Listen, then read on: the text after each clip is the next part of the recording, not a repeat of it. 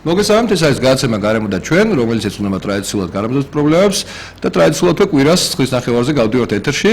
ჩვენი დღევანდელი გადაცემის სტუმარი იქნება გარემოს ახლად დამტკიცებული მინისტრი, რომელსაც მინდა კიდევ ერთხელ მიგულოცვა ამ თანამდებობის დაკავება და ვისაუბრებთ ზოგადად გარემოს პრობლემებზე, რომელიც საქართველოში სამწუხაროდ კოლოსალურ მასშტაბებს აღწევს. ეს იმ ფონზე, როდესაც საქართველოს ბუნება თავისთავად ძალიან ღირებული, ძალიან საინტერესო, ძალიან ლამაზი და ძალიან მნიშვნელოვანია, არა მხოლოდ ჩვენთვის სამხატვრის მოქალაქეების, არამედ მსოფლიო თვალსაზრისითაც ზოგად საქართველოს ღირებულებას გააჩნია, როგორც კულტურულ მემკვიდრეობას აქვს დაფასება, ასე შეიძლება ითქვას, კაცობრიობის მხრიდან და ეს აღნიშნულია მათ შორის იუნესკოს შესაბამის დასკვნებში, შესაბამის ნუსხებში, ასევე შეიძლება ითქვას, რომ არანაკლები ღირებულების არის ჩვენი კულტურული მემკვიდრეობის დარი და მისი წარმომქმნელიც შეიძლება ასე ითქვას, ბუნებრივი მემკვიდრეობა, რაზეც საუბრობს იგივე WWF-ის, იგივე სხვა საერთაშორისო ორგანიზაციების დასკვნები, რომელთა მიხედვით საქართველოს აქვს განსაკუთრებული ადგილი მსოფლიოში ბიოლოგიური ლანდშაფტური მრავალფეროვნების თვალსაზრისით, ასევე კლიმატური და შესაბამისად უკვე კულტურული და ამ ორ ღირებულებას შორის, ამ ორ ცნებას შორის კავშირი რომ დიდია და რომ გარემო განაპირობებს ადამიანის ხასიათს, კულტურის ფორმირებას, ამაზე საუბარი ალბათ ძალიან შორს წაგვიყვანს. მაგრამ დღეს გვინდა ვისაუბროთ გარემოსთვის საკითხებზე, პრობლემებზე, რომლებსაც მნიშვნელობა გააჩნია არა მხოლოდ იმ ასე თქვა სულიერი სამყაროსათვის, რომელზეც უკვე ნაწილობრივ ვისაუბრეთ, არამედ თითოეული ადამიანის ფიზიკური არსებობის თვალსაზრისითაც, სიცოცხლის დაცვის თვალსაზრისითაც, რასაც სამწუხაროდ ან ვერ, ან არ აცნობიერებდნენ წინახელისფერების წარმომადგენლები. მე ვიტყოდი, რომ სამწუხაროდ ხშირ შემთხვევაში უფრო არ აცნობიერებდნენ, იმიტომ რომ მათთვის უფრო მნიშვნელოვანი იყო პირადი კეთილდღეობა, ერთჯერადი მოგების მიღება, ფისკალური ეფექტის ნახვა, თუნდაც ბუნების როგორც მთლიანობაში ერთჯერადი მოგების წყაროს წარმოქმნის გზით და არა ზრუნვა გრძელვადიან მდგრად განვითარებაზე. რამაც მივიყვანა იმ მძიმე მათ შორის ეკონომიკურ მდგომარეობამდე, რომელშიც არის დღევანდელ დღეს საქართველო და რაც იმედია შეიძლება უახლოეს მომავალში. მოგესალმებით ძირფასო ტელემაყურებლებო. ჩვენი ქვეყანა გამორჩეულია მსოფლიო მასშტაბით თავისი უნიკალური და მრავალფეროვანი ბუნებით. რაც რომელიც მსოფლიოს მასშტაბით ძალიან მნიშვნელოვანია და ბუნებრივი მემკვიდრეობისათვის განსაკუთრებით საგანძური არის. ამიტომაც მისი დაცვა არის ორმაგად უფრო მნიშვნელოვანი. დღემდე ჩვენი ყოფილი ხელისუფლება მხოლოდ მისი დაზიანებით და განადგურებით ცდილობდა რომ საკუთარი ჯიბები გაესქელებინათ. იმედია ჩვენი ახალი ხელისუფლება იზრუნებს პრიორიტეტული გახდება ჩვენი ახალი ხელისუფლებისათვის ბუნების დაცვა და ამ თემასთან დაკავშირებით ჩვენ მოვიწვიეთ ახლად დამტკიცებული მინისტრი ქაბატონი ხათუნა გოგოლაძე, მინდა მეც მოგილოცოთ კიდევ ერთხელ გოგოლაძე ბოდიშით და პირველ რიგში მინდა გკითხოთ ალბათ საზოგადოებისათვის საინტერესო იქნება თქვენი საქმიანობის შესახებ აქამდე, იქნებ მოგვითხრათ თუ რა საქმიანობით აქამდე. მადლობთ. პირველ რიგში დიდი მადლობა მოწვევისთვის. ჩემთვის ძალიან მნიშვნელოვანია, რომ საზოგადოებას ხშირად ესმოდეს გარემოს დაცვის საკითხებთან დაკავშირებით, იცოდეს თუ რა სახის პრობლემები გვაქვს, თვითონ რა არის თუნდაც საზოგადოების როლი ამ სფეროში. შესაბამისად, თითოეული ასეთი ეთერი იძლევა იმის საშუალებას, რომ მეტად გავეცნოთ როგორც საზოგადოება გარემოს დაცვის პრობლემებს, მეორეს მხრივ თვითონ ხელისუფლების წარმომადგენლები იმ პრობლემებს, რაც საზოგადოებისთვის მტკივნეულია ამ მხრივ. ამიტომ ძალიან დიდი მადლობა ასეთი შესაძლებლობის მოცემისთვის. მადლობა სტუმრობისათვის. მადლობთ. რაც შეეხება ჩემს ამ დრომდე მოვაწეობას და თუ სად ვიყავ რა საიდან მოვდივარ, სიამოვნებით მოგახსენებთ ამის შესახებაც, დავიწყებ განათლებით 1-2 სიტყვით. მე გახლავართ ბიოლოგი, დამთავრებული მაქვს თბილისის ივანე ჯავახიშვილის სახელობის უნივერსიტეტის ბიოლოგიის ფაკულტეტი. შემდეგ ვიყავი გენეტიკის განხრით, მუშაობდი გარკვეული პერიოდი. ამის შემდეგ წავედი სასწავლად უნგრეთში, ბუდაპეშტში, აქ იყო ცენტრალური ევროპის უნივერსიტეტი, ასეთი გრანტი მოვიპოვე და ვიყავით, სადაც დავამთავრე გარემოს დაცვითი მეცნიერებები და პოლიტიკა მაგისტრატურა ამ განხრით. ეგრეთ წოდებული სოროსის უნივერსიტეტი. დიახ, სოროსის დაარსებული და მისი დაფინანსებით იყო ეს. ისევ სწავლის ხაზი რომ გავაგრძელო, ვიტყვი რომ მოგვიანებით ვიყავი ამერიკაში მასკის დაფინანსებით, ამერიკის შეერთებულ შტატებში, ინდიანას უნივერსიტეტში. იქ იყო ძალიან საინტერესო სკოლა. ესეც მაგისტრატურა თუ? ესეც მაგისტრატურაა, უკვე 2 წლიანი, გარემოს დაცვითი საქმეებისა და სახელმწიფო მართვის სკოლა. ასე ქვია ზუსტად მაგ პერიოდში, როდესაც მე წავედი ამერიკაში, უკვე გარემოს დაცვის სამინისტროში ვმუშაობდი და იქიდან წავედი, ამიტომ მასკის პროგრამა ყოველთვის ცდილობს შეუსაბამოს უნივერსიტეტი ადამიანს თავისი ინტერესებიდან გამომდინარე. ამიტომ ეს იყო ზუსტად ესეთი კარგად მორგებული კურსი და კარგად მორგებული სფერო, რამაც მომცა საშუალება, რომ თქვათ ერთის მხრივ კიდევ გარემოს დაცვით საკითხებს როგორი მიდგომებია, როგორ უდგებიან, თქვათ ეკონომიკის მხრივ გარემოს დაცვითი ეკონომიკა რას მოიცავს, ანუ სხვადასხვა საკითხები, რაც გარემოს დაცვით მმართველობისთვის არის საჭირო.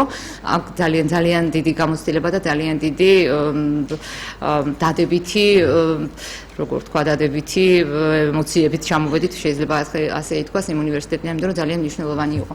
რაც შეეხება სამუშაო გამოცდილებას, მუშაობდი გარემოს დაცვის სამინისტროში დაახლოებით 6 წლის განმავლობაში სხვადასხვა თანამდებობებზე. ეს იყო საერთაშორისო ურთიერთობები და პოლიტიკა, გარემოს ინტეგრირებული მართვა, ვიყავი ბოლოს დეპარტამენტის უფროსის მოადგილე. რომელი დეპარტამენტი? გარემოს ინტეგრირებული მართვის დეპარტამენტის უფროსის მოადგილე. ეს ამერიკაში სანამ წავიდოდი იმ პერიოდში ვიყავი ზუსტად ამ სამართლებაში შედის ჰაერი, წყალი და ნარჩენები ეს სამმართველოები.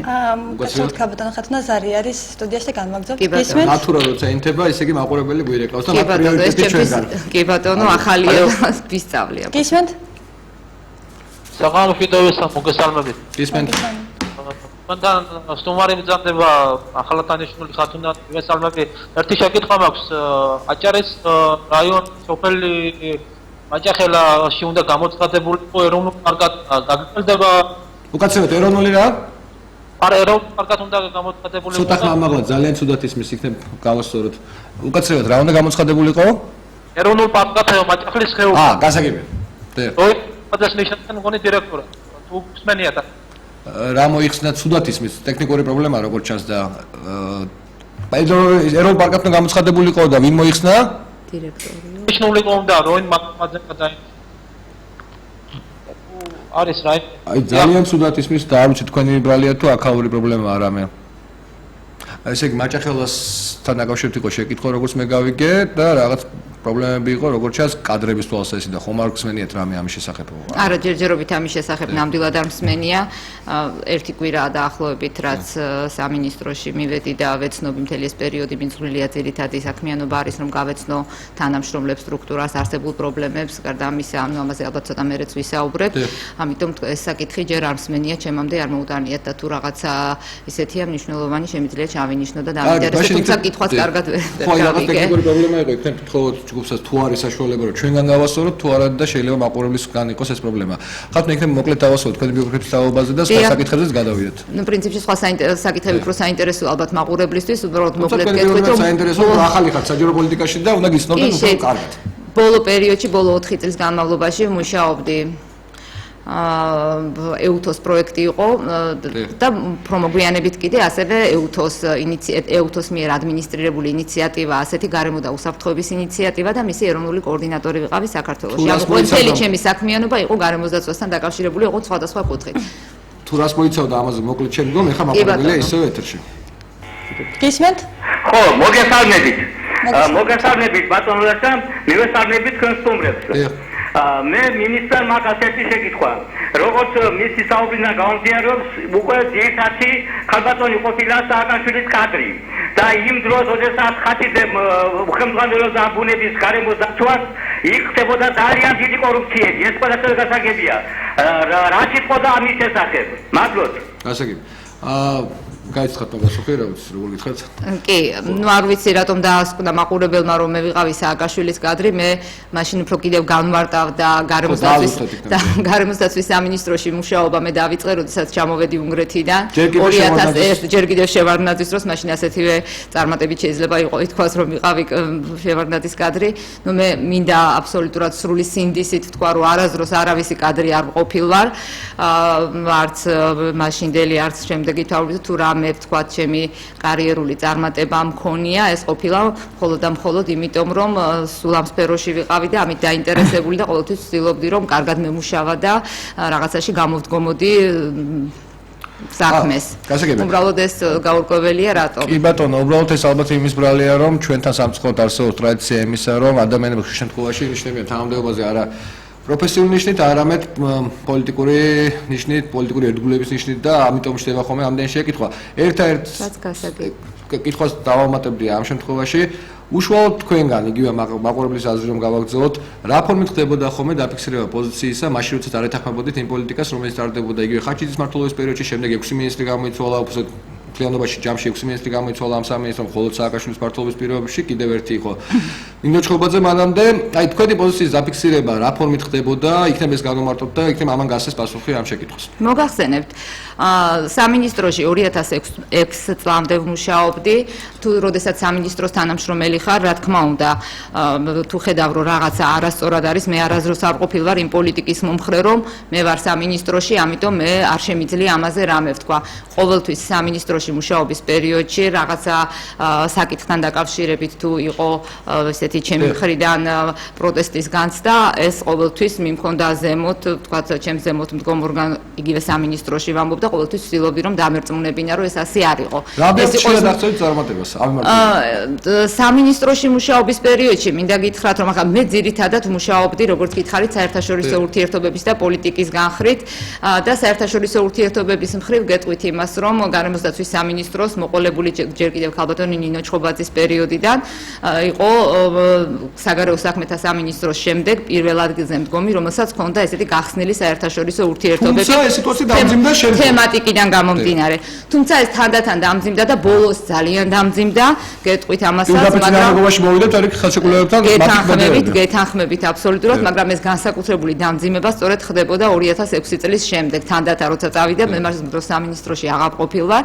2008 წლიდან როდესაც ამერიკიდან ჩამოვედი, მუშაობა გავაგრძელე როგორც აღნიშნე EUTOS პროექტში და ეს პროექტი თავიდან ბოლომდე პროექტის მიზანი გახდა. კი ბატონო, გეტყვით, ეს იყო ორჰუსის დღესაც არის ორჰუსის ცენტრი საქართველოში. თუ საინტერესოა 2011 კი ბატონო, ორჰუსის კონვენცია არსებობს, რომელიც არის გარემოსდაცვით ინფორმაციას. მაგიტომ ვამბობ, თორე თქვენ ვიცით, ეს ძალიან კარგად ვიცი, მე გარემოსდაცვით ინფორმაციაზე ხელმისაწვდომობის საზოგადოების გადაწყვეტილებების პროცესში მონაწილეობისა და მართლმსაჯულებაზე ხელმისაწვდომობის დამცავი კონვენცია, ასე ვთქვათ. ძალიან მნიშვნელოვანი, თავის დროზე ეს ცენტრი შეიქმნა სხვათა შორის გარემოსდაცვის სამინისტროს და EUTOS მისიის ინიციატივით და ცენტრის ფუნქცია იყო, რომ რაღაცნაირად ერთის მხრივ დახმარებოდა სამინისტროს, მეორეს მხრივ საზოგადოებას, რომ ერთმანეთში დიალოგი ქონოდათ და ვთქვათ ის პრობლემური საკითხების მიტანა მომხდარიყო ერთი მხრიდან მეორე მხარეს. რაც შეეხება ამ ცენტრში ჩემი მუშაობის პერიოდში, ჩვენი ერთ-ერთი ფუნქცია იყო, რომ მონიტორინგი გაგვეწია სწორედ იმისთვის, გარდა იმისა, რომ ვეხმარებოდით, ვთქვათ, მართლაც ინფორმაციის გავრცელებაში სამინისტროს და ცენტრის ვებგვერდით თუ გავრცელების საშუალებები ხშირად იყო ერთადერთი წყარო ინფორმაციისა, რაღაც გარკვეულ საკითხებთან დაკავშირებით. და მაგრამ გარდა ამისა უწევდით გარკვეულ მონიტორინგს, როგორ ხდებოდა საზოგადოების მონაწილეობა გადაწყვეტილებების მიღების პროცესში. ანუ ერთადერთი მექანიზმი არსებობს, თქვენ კარგად იცით, ეს არის გარემოზე ზემოქმედების შეფასების დოკუმენტის საჯარო განხილვა, რომელიც ძალიან დაკნინდა და დავამატებ სანამ შემდეგ თუ გნებავთ მე გავაგრძელ. მე გავაგრძელოთ. კი ბატონო, იმიტომ რომ ეს საკითხი მინდა რომ განვარტო. დიახ. ზარი არის გისმენთ? ალო? გისმენთ? დიახ. ხო, გამარჯობათ, ქალბატონო ფათუნა და ბატონო ლაშა. ნასტერ მადლობას გისმენთ. თქვენ ზრუნავთ ჩვენს ბუნებაზე და ჩვენს გარემოებაზე და რაღაც ესეთი კითხვა მაქვს. მე საბურთალოს რაიონში ცხოვრობ და კონკრეტულად მე მაინტერესებს ყოფილი იპოდრომის ტერიტორიის ბედი. თქვენ ალბათ იცით რომ აი ერთი გზა ხო გაიყვანეს და ძალიან ბევრი ხე მოჭრეს და წაგვართვეს ის ბუნება და ჰაერი. და ეხლა რამდენად ვიცი, კიდე მეორე გზის გაკეთებასაც აპირებენ და შესასვლელის ცენტრალური შესასვლელიდან კიდევ კორპუსებს აშენებენ და აი რა შეიძლება ჩვენ გავაკეთოთ ჩვენ მოსახლეობა რომ დავიცვათ ეს ტერიტორია ან და რა ეშველება ამ ტერიტორიას? კი ბატონო, დიდი მადლობა ქალბატონო. მე ამ შეკითხვის დასმას ვაპირებდი უბრალოდ მოგვიანებით, მაგრამ რადგანაც დაისვა შეკითხვა, მოდით ჩემი მხრიდანაც დავამატებ ერთ-ორ სიტყვას და კიდევ ერთხელ გითხავთ იმას, რაზე ჩვენ ადრე ვისაუბრეთ, ეს სხვა ეთერში, მეორე არხის ეთერში. თქვენ გეგმავთ თუ არა ტერიტორიული ორგანოების აღდგენას გარემოსდაცვის სამინისტროსი, საუბარია ადმინისტრაციული მხარეების მიხედვით ტერიტორიული ორგანოების შექმნაზე და ამასთანავე თბილისთან მიმართებაში განსხვავებული მიდგომა იქნება თუ აქაც ჭყალებში ჩვეულებრივი სამსახური იარსებებს გარემოსდაცვის სამინისტროს, იმიტომ რომ წლების განმავლობაში საქართველოს მოსახლეობის 1/13 დაახლოებით მოქცეულია სივრცეში, სადაც პრაქტიკულად ცენტრალური ხელისუფლების კომპეტენცია გარემოს სფეროში არ ვრცელდება, რაც ვფიქრობ ნორმალური არ არის, მით უფრო როდესაც ადგილობრივი ხელისუფლების რაობაზე რბილად ვთქვათ, ბევრი შეკითხვა არსებობს. ჩემი მხრიდან ერთ-ერთი ვთქვი მაყურებელთან, იმიტომ რომ სტუმარი თქვენ მზადებით, ქალბატონო მე მაგალითად ჩემი მხრიდან გვირდებით, რომ როგორც მოქალაქე, როგორც გარემოს დამცველი, ვცდილობ და 2-3 დღის წინ გიგი უგოლოვას წინააღმდეგ პირადად საჩივარი შევიტანე მხოლოდ და მხოლოდ ბაღ-პარკების განადგურების, ასე ვთქვათ, ფაქტების გამოძიების მოთხოვნით და იმედი მაქვს, რომ ახალი პროკურორი არჩილ კბილაშვილი აღნიშნულს თავს გაართმევს და ეს არის სამართლის დანაშაული ძალიან მძიმე, მრავლობითი, ათობით პარკი და ბაღი გაიჩეხა და არა მარტო იპოდრომი, რომელსაც 7 წელია ჩვენ ვსულობთ რომ დავიცვათ. ხათუნა თქვენ რას გეგმავთ თქვენი სამინისტროს კომპეტენციის ფარგლებში? შესაძლებელია თუ არა რომ გქონდეთ თბილისის სამსახური, ასე ვთქვათ, თბილისის ტერიტორიული ორგანო და სხვა მხარეებში რა გეგმები გაქვთ ამ მხრივ? მოგახსენებთ, მაგრამ თუ ნებას დამთავრდით, წინა შეკითხვას და წინა პასუხს გავაგრძელებ და გადავალ ამ შეკითხვაზე. საუბრობდი ორჰუსის ცენტრზე, ანუ როგორ ვაცდილობდით რა იყო ჩვენი მოქმედების მექანიზმი, ჩართულობის. როდესაც ჩვენ ვაკეთებდით არა მარტო ამ პროცესის მონიტორინგს, თუ როგორ ერთვებოდა საზოგადოება, არამედ თქვათ კანონმდებლობა როგორ იცვლებოდა და თქვათ წინ მივდიოდით და წინ წასვლას ვგულისხმობ იგივე საერთაშორისო შეთანხმებებთან ჰარმონიზაციის კუთხით, იგივე თქვათ ევროდირექტივებთან, იგივე როდესაც ევროპულ მიმართულებას და პროევროპულობას ვაცხადებთ ხმამაღლად, ეს უნდა როგორ არის ეს ყველაფერი ასახული კანონმდებლობაში, ამის დაკვირვებასაც ვაკეთებდით და ვავრცელებდით კი არა თავისი რეკომენდაციებით, ვაწვდით შემდეგ შესაბამის სტრუქტურებს, პირველ რიგში რა თქმა უნდა გარემოსდაცვის სამინისტროს, ასევე ვავრცელებდით ამას საზოგადოებაში თავისი ესეთი რეკომენდაციებით, სად ვართ, უკან წავედით, წინ წავედით, რა ვქენით და მინდა ჩემდა კი არა ქვეყნის დასამწუხაროდ ვთქვა, რომ ხშირ შემთხვევაში ეს დასკვნები იყო ისეთი, რომ ჩვენ კიდევ უკან წავედით იმის მაგივრად, რომ წავსულიყავით თქვათ ამ ჰარმონიზაციისკენ. ეს რეკომენდაციები ყველაფერი ეგზავნებოდა სამინისტროს. მინდა შეგახსენოთ აი ბოლო პერიოდში, როდესაც კანონში მიღებული იქნა ცვლილება შეთანხმებების თაობაზე, რომ მეწარმეს შეუძლია გააფორმოს შეთანხმება, ეს ახლა არ ვიცი მაყურებელმა რამდენად იცის. ძალიან კარგი. სწორედ ორჰუსის ცენტრი იყო ის ორგანიზაცია, არ ქვია პროექტია, ორჰუსის ცენტრი ეუთოს პროექტი, რომელმაც გაავრცელა ეს ინფორმაცია, იმიტომ რომ ეს მოხდა ერთი კვირის განმავლობაში, არც კი რამოდენიმე დღეში, ჩვენ მოვიპოვეთ ეს ინფორმაცია, გავავრცელებთ, მივეცით განმარტებები და ამის გამო გარკვეული პრობლემებიც შეგვექმნა. ერთ-ერთი მხოლოდ მოკლედ დაგიმატებ და შევეცადოთ, რომ უფრო ლაკონურად ყველა საკითხი მოვიცვათ. მართლა ძალიან კარგი ინიციატივა იყო, თავისთავად ორჰუსის ცენტრის არსებობა, უბრალოდ იყო ორი საკითხი, რომელიც ჩემში პირადად როგორც გარემოს დამცველში იწვევდა გარკვეულ, ასე ვთქვათ, წულხილს. პირველი ხომ არ მოქმედებდა თქვენს ასე ვთქვათ საქმიანობაზე ის რომ გარემოსდაცვის სამინისტროს თუნდაც შენობაში იყავით ფიზიკურად განთავსებული, ეს გარკვეულ უხერხულობას ინტერესთა კონფლიქტს ხوار წარმოშობდა და მეორე ძალიან კარგი დასკვნა იყო, მე მახსოვს ის დასკვნა, რომელზეც თქვენ საუბრობდით, მართლა მნიშვნელოვანი დაუმწურავად იყო მაშინ მოცემული ამ შეთანხმების ასე ვთქვათ დეტალები, მაგრამ სხვა თქვათ მექანიზმების, სხვა ინსტრუმენტების გამოყენება, გარდა იმისა, რომ თქვენ ინტერნეტის საშუალებით მართლაც კვალიფიციური დასკვნებს ავცელებდით, გქონდათ შედიოდა თუ არა თქვენს მანდატში. ანუ ხომ არ იქნებოდა კარგი, რომ თუნდაც იგივე ინფორმაცია თქვენ უფრო გამოსახვითი, გამომხატულობითი ფორმებით, თუნდაც ბრიფინგის სახით გაეკეთებიათ, რომ იგივე საზოგადოებას უფრო ადვილად აღიქვა ეს ინფორმაცია. მოგახსენებთ მაგაზეც.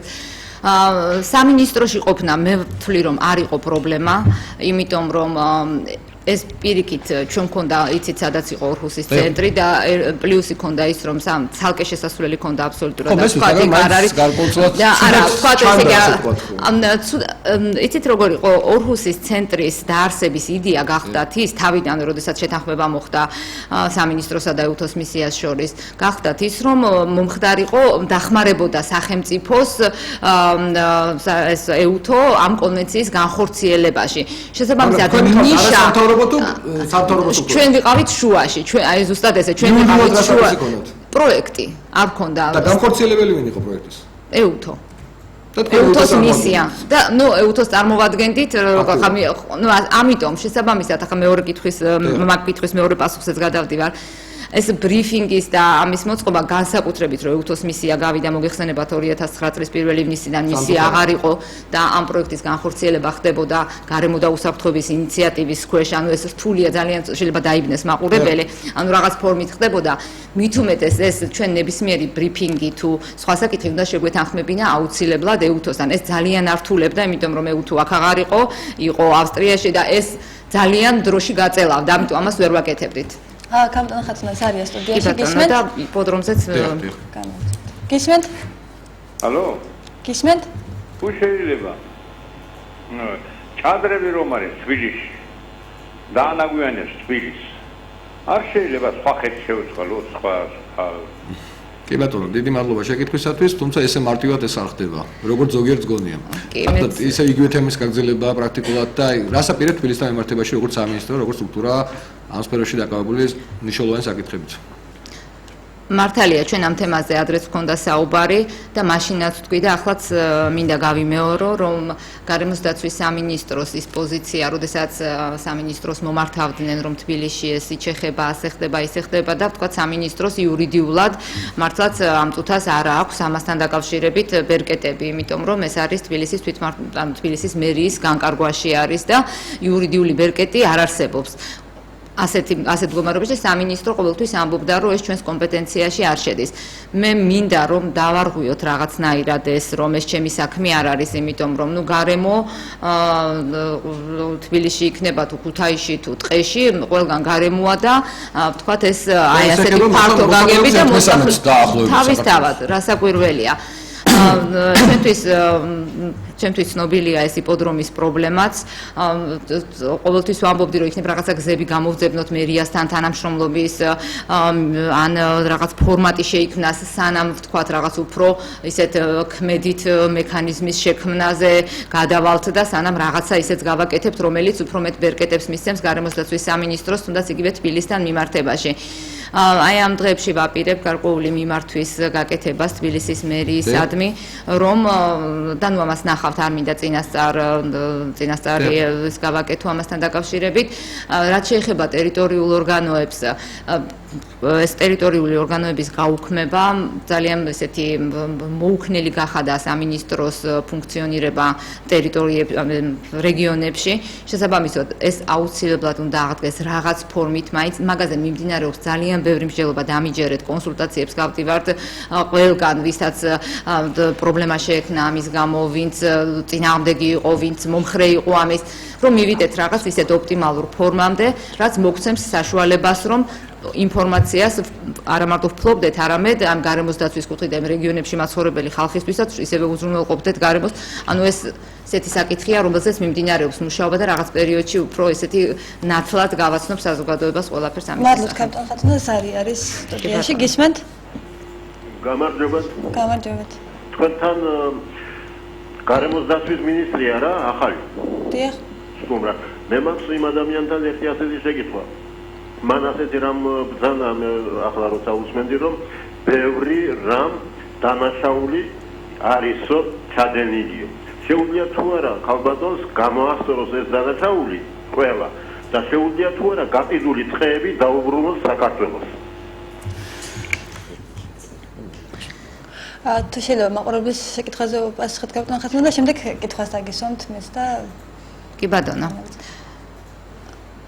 დანაშაულების გამოსწორება ძალიან აი ერთი რამე მინდა ძალიან ისეთ ნათლად ვთქვა. ჩვენთვის, აი ჩემთვის, როგორც გარემოს დაცვის მინისტრისთვის ამჟამად გულწრფელად გეუბნებით, გაცილებით ადვილი იქნებოდა, რომ ახლა ვიწყებდე ნულიდან ყველაფრის გაკეთებას.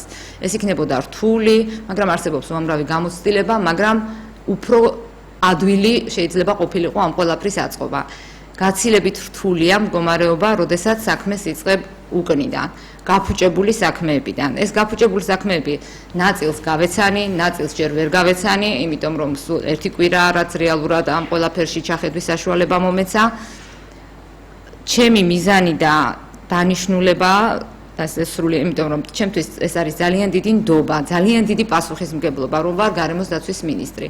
მართლაც ძალიან დიდი, იმიტომ რომ ეს არის ის სფერო, რომელზეც გული მტკივა, ეს არის სფერო, რომელიც კავშირშია ყველა დარგთან, შესაბამისად მაქსიმალურად ყველაფერს გავაკეთებ იმისთვის, რომ მაქსიმალურად მოხდეს სამართლიანობის აღდგენა. კაპიტან ხატუნა, კითხვის მეორე ნაწილიც იყო, მაგრამ დამავიწყდა. სამწუხაროდ ხელისუფლების დანაშაულებრივი მოქმედების შედეგად ძალიან ბევრი გარემოს დაცვითი პრობლემა დაგროვდა, რომელიც ძალიან უმძიმესი არის და მასშტაბური არის. თქვენ ომეს გამოყოფით, რომ ეს სფეროს პრიორიტეტად, რომელსაც საჭიროა დაუყოვნებლივ რომ გატარდეს რეფორმები და რა გეგმები გაქვთ ამის შესახებ, თუ შეიძლება გვიპასუხეთ და ზარი არის სტუდიაში და იქნებ ერთად უპასუხოთ ორივე შეკითხვას. გისმენთ? ალო. დიახ. გისმენთ? ერთ-ერთი ვარ? დიახ, ეთერში ხართ. ახლა უყურებ ერთ-ერთს. ხო. ალო. გისმენთ, პლატონჩევო. ხო, მე რა მინდოდა იცით? ბატონო ლაშა და ქალბატონო ახალ მინისტრო. მე რა მაინტერესებს? ახლა მე ვთხოვ ხილიანის ქუჩაზე. ლაპარაკობ მე ხო? დიახ, გისმენთ. ხილიანის ქუჩაზე, ჩიკოვანის ქუჩაზე. თქვენ თვითონ ქუჩა როგორი გადატვირთულია საერთოდ ახალი მშენებლობებით, ხო? და იქ არის უთქება რო იტყვიან. ბავშვი ვერ გამიტარებია, მაგრამ ეხლა ამ პრობლემაზე მინდა გითხრათ. ძალიან მოკლედ, თუ შეიძლება, ძალიან ბევრი შეკითხვებია და სხვასაც მიწეთ წაშველა. გისმენთ? ის იყო მან გვერდერა და მან არის დიდი შენობა 16 სართულიანი აშენებული, აქეთ არის ჩვენი 4 სართულიანი და გვერდზე იმაში ჩადგეს. ხო, რა მინდა ახლა? მათ დგავენ ეს ერთლარად მისცეს მოკლედ 100 კვადრატული. ამ შუაში არ გზებია შესასვლელი არაფერი და უკვე ამოღებულია კატლავანი უზარმაზარ 12 სართულიანი მას დგავენ. საერთოდ აღარ იწუნთქება იქ, არ შესასვლელია, არ გამოსას გადაკეტილია სუპერმარკეტი. ეს გაგრძელდება წლობით და საერთოდაც მანქანა არ შეიძლება, საერთოდ არ არის მანქანის გადაჭერებელი და ეს გამონაბოლ სუნთქავს სულ. მადლობა. ეს არ შედის ბუნების დაცვაში. კი ბატონო, დიდი მადლობა. მე თქვენის ნებართვით კარტოხატნა მინდა გთხოვოთ, რომ თვეში ერთხელ გია ცაგარეიშვილი, რომელიც კომიტეტის თავმჯდომარე იქნება მალე ოფიციალურადაც, დაგვირდა რომ თვეში ერთხელ გვესტუმრება, თქვენს მინდა გთხოვოთ ერთხელ თვეში დაგვითმოთ თქვენი დროის 1 საათი, რათა ცალკეულ თემატიკაზე გქონდეს საშუალება საუბრისა, იმიტომ რომ ძალიან ვრცელი სფეროა საუბრობთ ამაზე ეთერში შემოსვლამდე გარემოს დაცვა და ალბათ ერთ-ერთი პირველი ურბოეკოლოგიის, ქალაქის ეკოლოგიის საკითხებს უნდა მიუძღვნათ, იმიტომ რომ ჯერ თბილისში ცხოვრობ და გასაგებია მაყურებლის ინტერესი ამ თემატიკისადმი და მეორეც ეს ის სფეროა, რომელიც როგორც უკვე თქვით, მთლიანად ამოვარდნილი იყო პრაქტიკულად, თუნდაც იმ სუსტი და არაეფექტური გარემოსდაცვითი სტრუქტურების საქმიანობიდან, რომელიც აქამდე ხორციელდებოდა, რომელიც აქამდე არსებობდა საქართველოში. ამიტომ იქნება მოკლედ ძალიან აი ამ სამშენებლო ასე ვთქვათ ნორმებთან დაკავშირებით ქალაქის ეკოლოგიის თემატიკაზე და პრიორიტეტულ თემებზე, რომელზეც გითხათ იამ თქვენ. კი ბატონო, ეს მშენებლობა ასეთი სტრაფი ურბანიზაცია ძალიან დიდი პრობლემაა არა მარტო თბილისში, არამედ ბევრ ქალაქებში. ამას უნდა აუცილებლად ძალიან კარგად შესწავლა. სხვათა შორის იყო აი მე რაც ვთქვი რომ ეროვნული კოორდინატორი ვიყავი გარემო და უსაფრთხოების მხრივ მეთქი. მინდა გითხრათ რომ ერთ-ერთი პროექტი, რომელიც ამ ინიციატივის ფარგლებში განხორციელდა, ეს იყო თბილისის გარემოს მდგომარეობის შეფასება. ეს UNEP-თან ერთად იყო განხორციელებული ეს პროექტი და სწორედ რატომ წამოვწია ამ პროექტის სათაური, იმიტომ რომ სწრაფი ურბანული ზრდა სწორედ მოექცა იმ პრიორიტეტებში, რასაც გარემო და უსაფრთხოების თემა ქვია. ანუ ეს უსაფრთხოება შეიძლება მოსახლეობის უსაფრთხოება რაღაც გარკვეულწილად იყოს შეზღუდული თუ საფრთხე დაემუქროს მათ უსაფრთხოებას. ცოტა დილი დათქომია მე მგონი სწრაფი ურბანულის და სწრაფი და სტიქიური მე მგონი ამ შემთხვევაში. სწრაფი და კი ბატონო ეს იმიტომ რომ თბილისშიც ახლა მოგეხსენებათ ეს ძალიან სწრაფად მიმდინარეობს ეს ყველაფერი. თუმცა მარტო ტემპის პრობლემა არ იყო, აქ იყო რეგულირების არარსებობის პრობლემა ფაქტიურად. რეგულირების ყველაფერი ვენტილაციის თელერეგულირების საკითხები, აბსოლუტურად დამწვანების ნორმები. ზუსტად ეს უნდა იყოს გარკვეული სტანდარტები. ამ ამერიკაში როცა ცხოვრობდით, იქ რაღაც ესეთი გასაკვირი კი არა, ქალაქები იყო ახლა თავისთავად, მე პატარა ქალაქში კი ვიყავი, მაგრამ არც ერთი შენობა არ იყო, ვთქვათ, არც ბენზოგასამართის სადგური, არც მაღაზია არაფერი, რომელსაც გარშემო სიმწვანე არ ქონდა. ეს ისეთი უცნაური, რატომ იყო იცით უცნაური, ამას ხვდებოდი, იქ რო შენობები დგას, ხვდებოდი მხოლოდ ზამთარში, ზაფხულში იყო აბსოლუტურად ჩაფლული ეს სიმწვანეში ეს და მე გავარკვიეთ რომ ეს არის სტანდარტი, რომ არაფრით არ შეიძლება თვითონ შენობა როდესაც შენდება რაღაცა რამდენიმე მეტრის დაშორებით ეს უნდა იყოს გამწვანება აუცილებლად ხეებით, იმიტომ რომ ხე მარტო სილამაზისთვის ხო არ არის და ჟანგბადისთვის ხმაურს ალკე ახშობს. ანუ ეს სტანდარტები უნდა შეიქმნას, იმიტომ რომ თბილისში მოსახლე მართლაც აი რაღაც ადგილებში აბსოლუტურად შეუძლებელია ცხოვრება და გაზა. ამიტომ ამაზე ეს ერთ-ერთი მიმართულება შეიძლება იყოს, რომ შეიძლება კი არა უნდა იყოს, რაზეც ვიმუშავებთ. თუმცა მე ერთი რამე მინდა ვთქვა, ძალიან ბევრი მიმართულებით არის სამუშაო, ძალიან ბევრი მიმართულებით და მე არ მინდა რომ მოვატყუო არც საზოგადოება და არც მაყურებელი და ანუ ზოგადად საქართველოს მოსახლეობა რომ აი ხვალ გავიღვიძებთ და უცებ ყველაფერი ძალიან კარგად იქნება. ძალიან ბევრი რაღაცაა გასაკეთებელი და მას ეტაპობრივად ნელინა, თუმცა რა თქმა უნდა ეფექტურად, ანუ ეფექტურად გულისხმობ იმას, რომ დროის მაქსიმალური გამოყენებით უნდა მოხდეს ყველა იმ საკითხის განხილვა და ყველა იმ საკითხის ასახვა და რაღაცნაირად გადაჭრა პრობლემის, რაც არის საქართველოს მოსახლეობის პრობლემა მე ვამბობ გარემოს დაცვის კუთხით. სხვა პრიორიტეტები რომელი იქნება? რა თქვენი კითხვა ესეთი იყო რომ რა სხვა პრიორიტეტული მიმართულებები გარდა ურბოეკოლოგიისა, რომელიც თავისთავად ჩანს რომ უნდა იყოს პრიორიტეტი. აი როგორ გითხრათ, პრიორიტეტის გამოყოფა ძალიან მიჭირს, იმიტომ რომ ყველა სფეროში, ყველა კუთხით არის სერიოზული პრობლემები. ეს იქნება ჰაერის ხარისხი. თუ ვთქვათ, თუნდაც აი მოდით ვთქვათ ვისაუბროთ მაშინ კონტროლზე, როდესაც ეს კონტროლიც ეს შეიძლება დარგი არ არის გარემოს დაცვის, მაგრამ თუ კონტროლი არ იყო კარგად განხორციელებული, მექანიზმია, რომელიც მაშინ ეხება ყველაფერს, ხო? უკვე აღარ მახსოვს ეს თქვენთან საუბარში ვთქვით, თუ ყველგან ვიმეორებ შეიძლება რომ თავის დროზე, როდესაც გარემოს დაცვის ინსპექცია გააუქმეს, უბრალოდ გადასცეს ენერგეტიკის სამინისტროს და შემდეგ მოხდა მისი ლიკვიდაცია და რაღაც ისეთი საცოდავი ფორმით ძალიან შეზღუდული უფლებებით და შეზღუდული ადამიანური რესურსებით და ტექნიკური რესურსებით არსებობს ახლა ეს აუცილებლად უნდა აღდგეს, ოღონდ ზუსტად ისეთი ფორმით აღდგება თუ არა, ამაზე მიმდინარეობს მსჯელობა, თუმცა ეს აუცილებლად უნდა აღდგეს, იმიტომ რომ თქვენც მოვითხოვეთ როგორც არასამთავრობო. არა, იცით რაშია საქმე, მე მინდა გითხრათ რომ მონადირეებიო, დღეს ვიღაც მეუბნებოდა პირადად ჩემთვის მე არ მინახავს ეს მონადირეები იხვეწებიან რომ ძალიან გთხოვთ აღადგინეთ გარემოს დაცვის ინსპექცია. ანუ აქ მონადირეებზეა საუბარი და არა ბრაკონიერობაზე. ანუ თუ კონტროლი არ არის, ძალიან ბევრმა შეიძლება ისარგებლოს ასეთი მდგომარეობით და მივიღოთ უარესი კი არა, თან უკან წავიდეთ. ანუ ვთქვათ, ამ კონტროლის აღდგენა, ეს იქნება ბუნებრივი რესურსების სარგებლობაზე თუ საწარმოების მოქმედებაზე, საწარმოების მშენებლობაზე, ეს აუცილებლად უნდა გაკეთდეს. ანუ ეს ერთ-ერთი მიმართულება იქნება, რაზეც ვიმუშავებთ სერიოზულად. კი ბატონო, რაც შეეხება ნადირობის საკითხს, არის ორი მიმართულება, ორი წყება პრობლემებისა. ერთი ეს ეხება კანონმდებლობის მართლაც არ ნახულად დამახინჯებას, წარმოუდგენელი რამეები მოხდა შეიძლება ითქვას ჩვენს კანონმდებლობაში. ერთის მხრივ დაკანონდა ლიცენზია მკვლელობაზე, მე ესე დავარქვი იმ ცვლილებას, რომელზეც თქვენ საუბრობდით, 20 მარტის ცვლილებები ამ წლის, როდესაც დაიშვა საქართველოში ენერგეტიკის სამინისტროს სახელმწიფოსა და კერძო პირს შორის შეთანხმების გაფორმება გარემოს ნებისმიერი სახით გაანადგურების სანაცვლოდ ფულის აღებაზე ხელისუფლების მხრიდან, რაც მართლაც არ ნახულია, თქვენ თუ გეგულებათ პრეზიდენტის მსგავსი ტიპის შეთანხმებისა დედამიწაზე, მე არ ვიცი. და მეორე და არანაკლებ მნიშვნელოვანი პრობლემა, თუმცა ბევრია, ეს იყო მრავალფეროვნების მიმართ მტაცებლური მიდგომა, როცა ჩვენ გვყავს ქვეყანაში ჩვენთან ქვეყანაში რამოდენიმე სახეობა, რომელიც წარმოდგენილია მხოლოდ ერთეული ეგზემპლარებით, რამოდენიმე ათეული ყველაზე ბევრი რაოდენობის ცხოველით და შენ ამ შემთხვევაში უშვებ მასზე ნადირობას წითელმუცხრა შეტანის სახეობაზე, ეს ნიშნავს, რომ ეს სახეობა შეიძლება ერთ ან ორ სეზონში უბრალოდ გაქრეს. ანუ არის საკანონმდებლო ცვლილებების პრობლემა და არის ამასთანავე რეალურად სწორედ ის პრობლემა, რომელზეც საუბრობდით, რომელზეც ჩვენც ხონდა განცხადებები, თქვენც ახლა დაადასტურეთ, რომ აპირებთ გარემოს დაცვის ინსპექციის აღდგენას ამა თუ იმ ფორმით, ეს მნიშვნელოვანია, რომ მისი მასშტაბით სათანადო იყოს, აღჭურვაც ჰქონდეს, შეერაგებას სჭირდება. იმიტომ რომ ჩვენ გვახსოვს მოკლული ადამიანი ხარაგბორჯო ხარაგავლის ეროვნულ პარკში რეინჯერი გვახსოვს ახლა ხანს ქონდა ჩვენ ესეთ შემთხვევა როცა დოკუმენტალისტი მოყვა დათვის ხაფანგში ან მასშტაბები ძალიან დიდია და სიონის თაობაზე მომართეს ახლა და არა მარტო სიონს და იორს ეხება ეს არამედ ბევრ დინარეზე ბევრ წყალსაცავზე არის პრობლემა არარეგულირებადი სტიქიური ასე ვთქვათ რეჟიმების ცვლილების ამ წყალსაცავების ის გამოც თევზი იხოცება ელექტროშოკის გამოყენება, დინამიტის და მართლაც არნახული მასშტაბები მიიღო ამ პრობლემებმა და აქ სასწრაფო ზომებია, ასე ვთქვათ, მისაღები მანამდე მაყურებლის ზარი და შემდეგ შეკითხვას დაგისვამთ აუცილებლად. გისმენთ? გამარჯობათ. გისმენთ. ჩემი აზრით, პირველი ამოცანა, რაც უნდა გადაწყდეს ეკოლოგიური მხრიდან, ეს არის პირდაპირ ვიწამლებით მანქანების გამონაბოლქვით. ესე იგი, უნდა შემოწმდეს რა ბენზინი შემოაქვთ, რა საწვავი შემოაქვთ.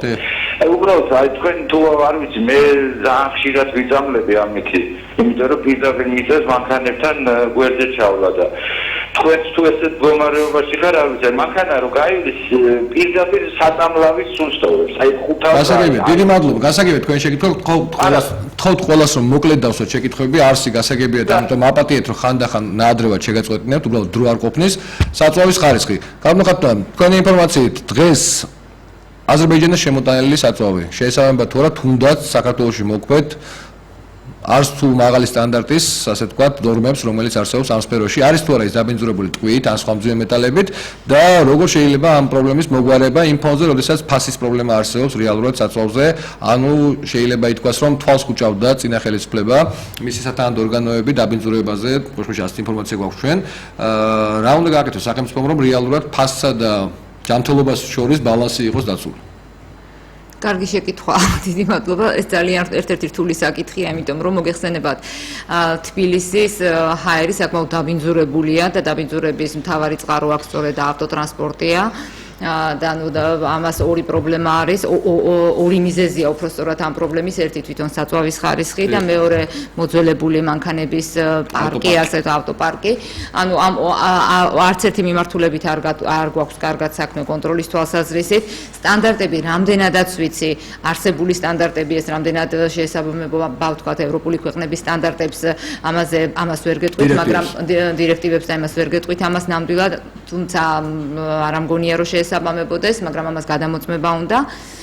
რამდენადაც ვიცი ესეთი ინფორმაციით, რომ ჩვენ სტანდარტებს შემოტანილი საწვავის სტანდარტი შეესაბამება არსებულ სტანდარტებს, მაგრამ დავამატებ, რომ რამდენადაც ვიცი ასევე ეს ესეთი სიტყვიერი ნათქვამია და არსად რეალურად ამის შემოწმება არ ხდება. ამიტომ არც კი ვიცით. თბილისის გარემოს მდგომარეობის მონიტორინგზე გქონდა პროექტიო. ჰაერის მდგომარეობა არ შეგისწავლეთ ამ პროექტის პარალელში? კი, შესწავლილი იყო და იმოცემულია. აი ეს მონაცემები ზუსტად აღარ მახსოვს და ამიტომ მიყვავდა ექსპერტები, რომელიც ცუდი მდგომარეობა ამით არ ჩანდა ჰაერის დაბინძურება გამონაბოლქვით? კი, რა თქმა უნდა ჩანდა, რა თქმა უნდა. არის, მაშინ ბუნებრივია. რა თქმა უნდა ჩანდა, რა თქმა უნდა. თუმცა მეორე პრობლემა არის, მეორე პრობლემა კი არა, მიზეზი გაუმართავი მანქანები. ანუ ახლა იქ ამ ხრივაც ცუდად გვაქვს საქმე, იმიტომ რომ არ არსებობს ეს დათვალიერება, ტექნიკური დათვალიერებას კი გაუქმდა, თუმცა მე არ ვიცი, როდესაც ტექნიკური დათვალიერება იყო, იქ ხდებოდა თუ არა ზუსტად იმ გამონაბოლქვის შესწავლა, თუ რატო რაღაცა ძრავი ხდებოდა რა უნდა მოხდარიყო. უნდა მოხდარიყო, ნუ ეგ შეიძლება რამდენად ძრავი გამართულად მუშაობს ან რაღაცა ეს კი, მაგრამ ანუ ეს ყველაფერი უნდა რამდენიმე მავნეინტერებაზე იზომებოდა მაშინაც ზიომეტალებზე, SO2-ზე და ასე შემდეგ. კი, მაგებზე დიახ. სარი არის სტუდიაში და გავაგზავნებთ, გისმენთ? ალო? დიახ, გისმენთ? დიახ. ალო? გისმენთ? მოგესალმებით ყველა სპატონომასაც პრეზიდენტის კაბატონ ჩვენ გარემოს დაცვის მინისტრს კისროს წარმატებებს და ღმერთს და დაალაგოთ ქვეყანა ხელსფეროში და ეხლა ერთადერთი რა მინდა გიცადო რა თქვით რომ დათვალიერება დათვალიერება არ არის ერთადერთი გადახორციელეთ დიდი კონტროლი ნავთობის შემოტანაზე რომ ხარისხიანი იყოს ეს დათვალიერება არის ისე ფულის გამოძალვა და საფრთხეობა ეგ არ უშველის ქვეყანას როცა ნავთობის შემოვა გააკონტროლოს იყოს ნავთობი წესიერი და ძალიან მინდა თქოს ბატონოლაშა თქვენ და გარემოს დაცვის მინისტრს თქოს აი ძალიან თქოს ეს კონტერთან გაუქმეს მოსმეს დიპოდრომზე მოსმეს და ერთადერთი აი საბატონ მინისტრი და თქო პირველი თავისი აი სამსახურო გადახორციელებს ალაბაში ბატონოლაშა თქვენ თქოს სტადიონი არის უკვე მოსპეს და შეიძლება გადარჩენა რომ გარშემო ვინც აშენებს კორპუსები რომ რამდენად დაისაჯონ რომ სტადიონი გადაარჩიონ.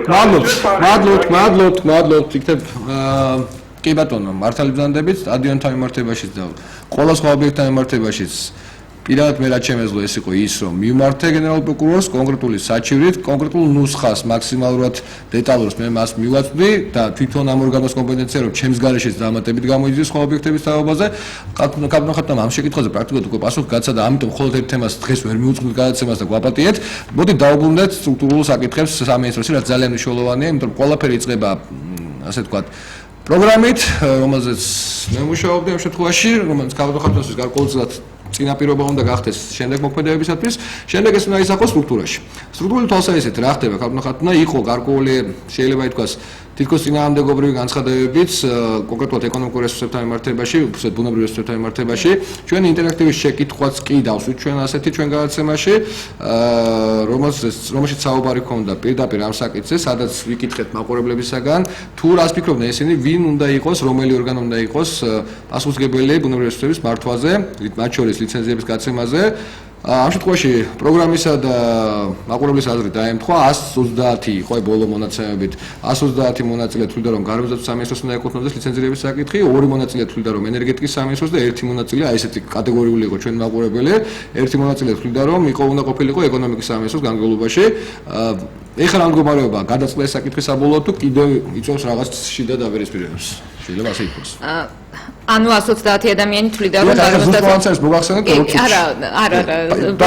ზოგადად ესეთი იყო დიახ. ამ საკითხთან დაკავშირებით პრინციპში თავიდანვე იყო საუბარი იმაზე რომ ენერგეტიკის სამინისტროში ბუნებრივი რესურსების გადატანა იყო შეცდომა და არ ვიცი რას ემსახურებოდა ბოლომდე ვერ არ შეცვლა სურათი 130 სამინისტროზე საუბრობს ერთი ეკონომიკას და ორი ენერგეტიკას. კი ბატონო.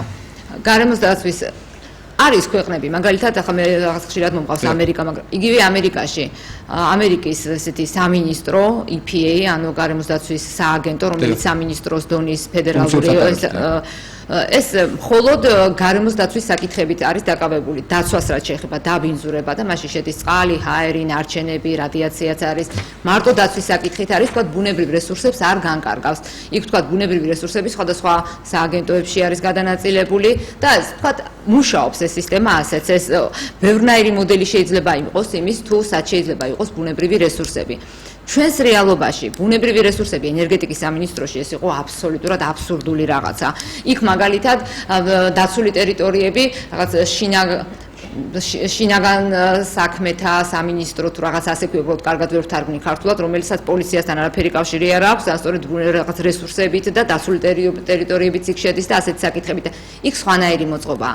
ჩვენს რეალობაში მე ვთვლი, რომ გარემოსდაცვის სამინისტროში უნდა იყოს სწორედაც ეს ბუნებრივი რესურსები, ეს საკითხი გადაწყვეტილია, თუმცა ისიც ასევე გადაწყვეტილია, რომ ლიცენზიის გაცემა სუფთა ტექნიკური სახით ეს იქნება ეკონომიკის სამინისტროს ფუნქცია. ამაზე შემიძლია კიდევ დამატებით განმარტება გავაკეთო. ეს პროგრამასთან წინააღმდეგობა მე მგონი მაინც არის. მაგაზე შემიძლია გავაკეთო თუ გვექნება საშუალება. სარი არის სტუდიაში და განვაგრძობთ შემდეგ გისმენთ? გამარჯობა. გამარჯობა. ეკოპოლიცია ფუნქციონირებს საერთოდ საქართველოში.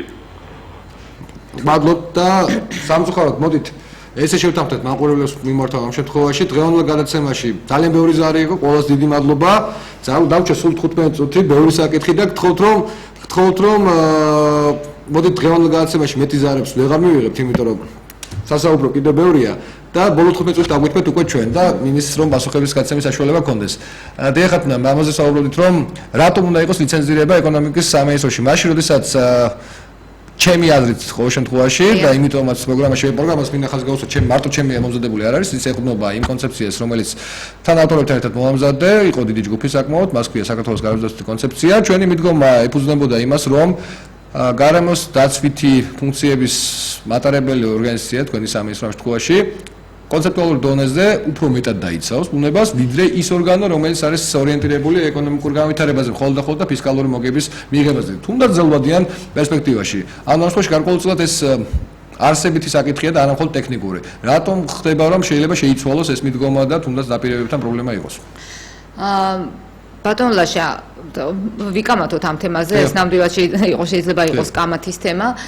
მე ვთვლი რომ შესაძლებელია რომ ლიცენზიების გაცემა ხდებოდეს გარემოსდაცვის სამინისტროს მიერ, მაგრამ ვერანაირ უბრალოდ მიმაჩნია რომ უფრო სწორია რომ გასცემდეს ეკონომიკის სამინისტრო და აგიხსნით რატომ. ეკონომიკის სამინისტრო ნებისმიერი ბუნებრივი რესურსი გარკვეული ფორმით არის გარკვეული ეკონომიკური ინტერესების მატარებელი. ეს ხომ ასეა ვთქვათ, იგივე ტყე თუ იგივე ინერტული მასალა თუ იგივე ნებისმიერი სახით რასაკვირველია, ვამბობ რომ არის გარკვეული ეკონომიკური ინტერესების მატარებელი მათ შორის. თუმცა იგივე ტყეს, განსაკუთრებით საქართველოში არსებულ ტყეებს, აქვს გაცილებით მეტი ეკოლოგიური თუ სოციალური თუ რა ვიცი უამრავი სხვა ფუნქცია, რომელიც და ასე შემდეგ. შესაბამისად, მე ვერ ვხედავ პრობლემას იმაში, რომ თქვათ მე წარმე მიდიოდეს ეკონომიკის სამინისტროში, აკეთებდეს და თქვათ რაღაცა გარკვეულ ბუნებრივ რესურსზე აკეთებდეს განაცხადს და ეუბნებოდეს რომ მე მჭირდება რაღაცა ამდენი და ამდენი რაღაც, თქვათ ინერტული მასალა. მაგრამ თუ თქვათ გარემოსდაცვის სამინისტრო იქნება სწორედ ის ორგანო, რომელიც იტყვის, რომ ეს მასალა შეიძლება თუ ეს ბუნებრივი რესურსი მასალა იქნება თუ შეიძლება ეს ბიოლოგიური რესურსებზე იყოს თევზი ვთქვათ შეიძლება თუ არა რომ საერთოდ იყოს ამოღებული ბუნებიდან რა რაოდენობით შეიძლება რომ იყოს ამოღებული ბუნებიდან რა მეთოდით შეიძლება რომ იყოს ამოღებული ამას თუ ყველაფერს იტყვის გარემოსდაცვის სამინისტრო და ამას გაწერს ლიცენზიის პირობებში. ასევე გარემოსდაცვის სამინისტრო იქნება ის ორგანო, რომელიც გააკონტროლებს ამ ყველაფერს. ამაში პრობლემას ვერ ხედავ, რომ ეკონომიკის სამინისტრომ შეასრულოს ის როლი, რომ თქვათ იმის ინტერესი არის შეიძლება რომ გაყიდოს რაც შეიძლება მეტი რესურსი, მაგრამ გარემოსდაცვის სამინისტრო ეუბნებოდეს, რომ ეს არ შეიძლება. დაგეთანხმებით ერთ რამეში, რომ თუ თქვათ გარემოსდაცვის სამინისტრო იქნება არათანაბარი ეკონომიკის სამინისტროსთან და იქნება სუსტი და როგორც ხშირად გია ცაგარეიშვილის ჩართვებიდან მოიხსენია გერის როლში მოიხსენიებს ხოლმე როგორც ასე იყო გარემოსდაცვის სამინისტრო თუ ეს გერის როლი გაგრძელდება გარემოსდაცვის სამინისტროსთვის მაშინ რა თქმა უნდა ეს ძალიან არაეფექტური იქნება იმიტომ რომ თუ ვთქვათ კარგით პირდაპირ დაგისვამ შეკითხვას და სხვა თემაზე გადავიდეთ კი ბატონო და ეს დავამატებ ამაზე. შეიძლება აი ასეთი აი ამ მოდელით, რასაც ჩვენ ვსაუბრობთ, რომ ეკონომიკა გასცემს ლიცენზიას, მაგრამ გარემოსდაცვის სამინისტრო ეუბნება ასექენი და მე ესვე აკონტროლებს, რომ აბა რამდენად სწორად ხდება იმ ბუნებრივი რესურსის მოხმარება. აი ამაზე კონცენტრირება შეიძლება უფრო მეტად კიდევ ეფექტური იყოს, რომ ხა იქ ლიცენზიების და იქ რაღაც ამ აუქციონების მოწყობა და აი ასეთი საკითხებით, რომ ნაკლებად იყოს გარემოსდაცვის სამინისტრო დაკავებული და ძირითადად კონცენტრირებული იყოს მთელი აი ეს სწორედ იმ არსობრივ საკითხებზე. გასაგებია, თავროდავანებად პროგრამასთან წინააღმდეგობას თქვენთვის პირადად, როგორც მინისტრისთვის. დიახ. როგორ იქნებოდა უფრო იგივე და მისაღები, რომ ყოფილიყო თქვენ სამინისტროს ფუნქციებში, მათ შორის ლიცენზიების გაცემა, თუ რომ გაიყოს ეს ფუნქციები ორ სამინისტროს შორის. თუნდაც კონტროლის თვალსაზრისით, როგორ უფრო გაგიგიოლდებათ, როგორ ფიქრობთ? იცით რა არის? კი ბატონო, მოდით ასე ვთქვათ, რომ ამაზე შეიძლება მე პასუხი ცოტა მერე უფრო გითხრათ, ვთქვათ რაღაც პერიოდის შემდეგ, რომ აი ტექნიკურად შევხედო ამ ყველაფერს, რომ აბა რას ართულებს. ერთის მხრივ, როცა ეს ყველაფერი ერთ ორგანიზაციაშია, რომ აქვე გასცემ ლიცენზიას, აქვე აკონტროლებ იმის პირობებს, აქვე ეს, ნუ შეიძლება ეს ამ მხრივ გამარტივებული ყოფილიყო, მაგრამ მეორე მხრივ ჩვენ მოგვიწევდა ამ შემთხვევაში ურთიერთობა ლიცენზიის ლიცენზიის პრობლემებთან მაინც მოგვიწევს რა თქმა უნდა, იმიტომ რომ ჯერ უნდა ვაკონტროლოთ, მაგრამ აი რაღაცა ეს ფინანსური მხარე იქნებოდა ჩვენთან, რომ აი ესე ვთქვათ ფასის დადგენა თუ რაღაცა და ნუ შეიძლება ეს ამას ცოტა როგორ გითხრათ, აი ჩვენი ძირითადი არსი რაც არის სამინისტროს რო აი ბუნებრივი რესურსების დაცვა თუ მათი რაციონალური გამოყენება თუ რაღაც აი ცოტა შეიძლება გადაეხარა და რაღაც ისეთი მიმართულება მიეცა.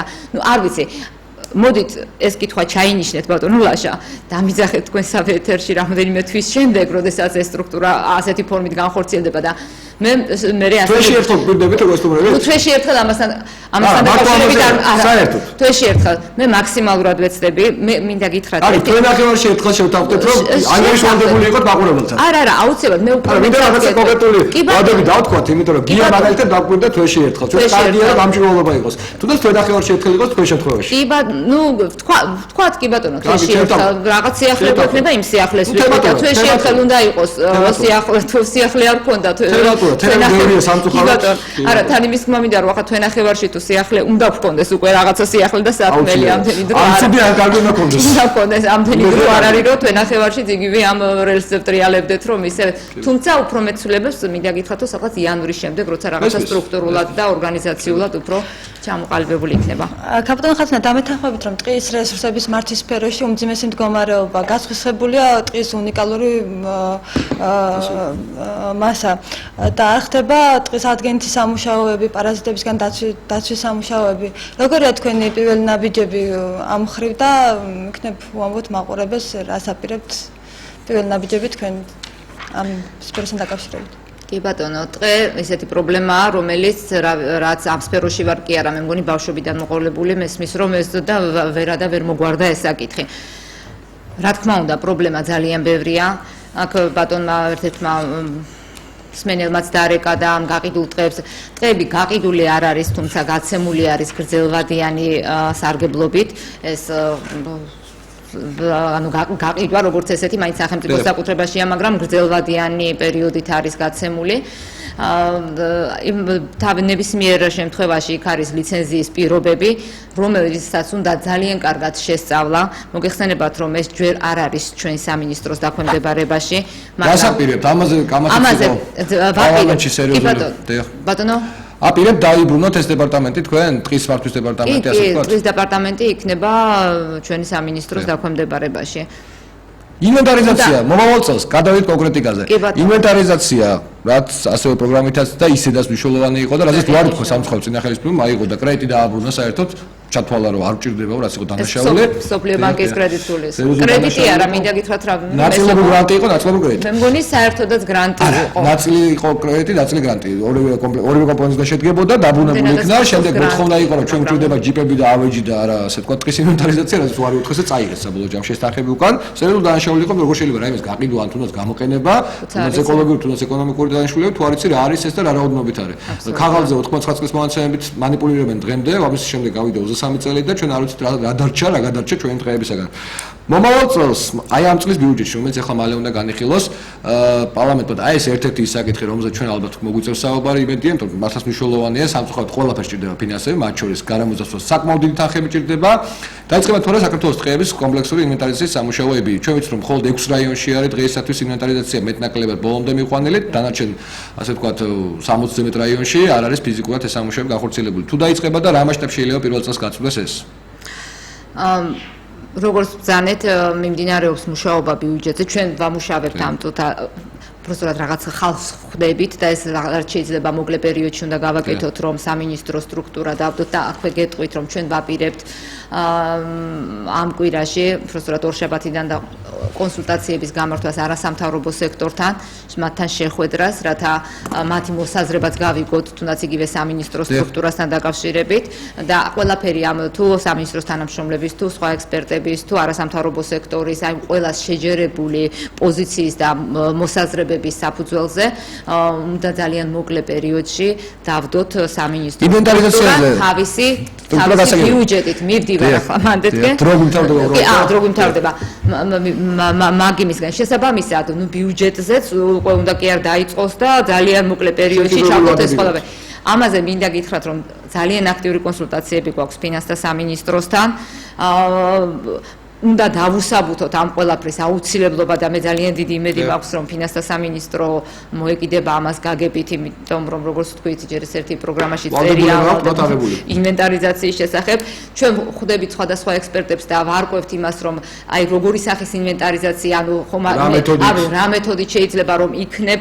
ახლა ჩვენ უცხოელ ექსპერტებთან გავიარეთ კონსულტაციები და თქვათ მან გითხრა რომ 1 ჰექტარი ესეთი უხეში გათვლა რომ გაკეთეს 1 ჰექტარი ჯდება თუ არ ვცდები 4 ლარებში მითხრა თუ ევროებში ვერ გეტყვით 1 ჰექტრის ინვენტარიზაცია.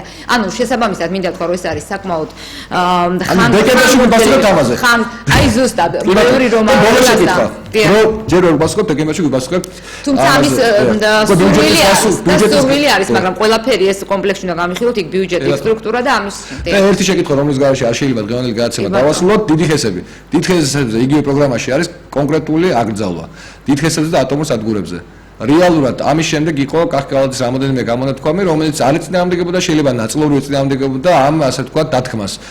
რეალურად თქვენ რა ინფორმაციას ფლობთ და თქვენი პოზიცია როგორი იქნება საქართველოში იგივე ხუდონხესი და იგივე სხვა დიდი ხესები. იქნება თუ არა აშენებული, თუ ხელისუფლება ყველაფერს გააკეთებს საიმისოდ, რომ აღნიშნული ჩანაცვლოს სხვა ალტერნატივებით. დიდი ჰესები მოგეხსენებათ, არავის ესეთი მოსაწონი საკითხი შეიძლება არ იყოს, იმიტომ რომ უამრავი პრობლემა აქვს გარემოსდაცვის თვალსაზრისით და იქ მოსახლეობის სოციალურ პრობლემებსაც ეხება. ასე ცალსახად ყველაფრის კვლევა მიდის ბატონო ლაშა. ასე ზოგადად დიდი ჰესი, ესეთი ზღვარიც გადის დიდი ჰესი თუ ბატონო. ასე პარამეტრები, დიდი კაშხლების კომისიის პარამეტრები არსებობს. რაღაცა ის არსებობს. შესაბამისად მე რაც შემიძლია დაგპირდეთ არის ის რომ არც ერთი საკითხი ეს რაც არ უნდა იყოს ესებთან დაკავშირებით იქნება თუ სხვა არ იქნება მოსახლეობასთან და საზოგადოებასთან შეთანხმების და მათი კონსულტაციების გარეშე და ყველაფერი იქნება გაკეთებული იმისათვის რომ გარემო ეს არ მოხდეს მშენებლობა თუ განვითარება თუ რაღაცა არ მოხდეს გარემოს დაზიანების, გარემოს დეგრადაციის, საზოგადოების ჯანმრთელობის ხარჯზე. ანუ ამაზეც დეკემბერში შეიძლება ასე ითქვას. ნუ ამაზე წაირავით კვლევები რა ხო ამაზე შეიძლება უფრო მერეც კიდევ. გასაგებია. თუმცა ხუდონხესის განხილვა გვიახლოვდება და იმედია გარემოსდაცვის სამინისტრო და ახალი ხელისუფლება არ დაუშვებს იმას, რაც სამი ხელისუფლების პირობებში დაიცვა ქართულმა საზოგადოებამ. იმედია ქართული ოცნება და მათ შორის ქაბატონი ხათუნა შეასრულებენ საარჩევნო პროგრამაში მოცემულ დაპირებებს და საქართველო გახდება მწვანე ოცნების ქვეყანა.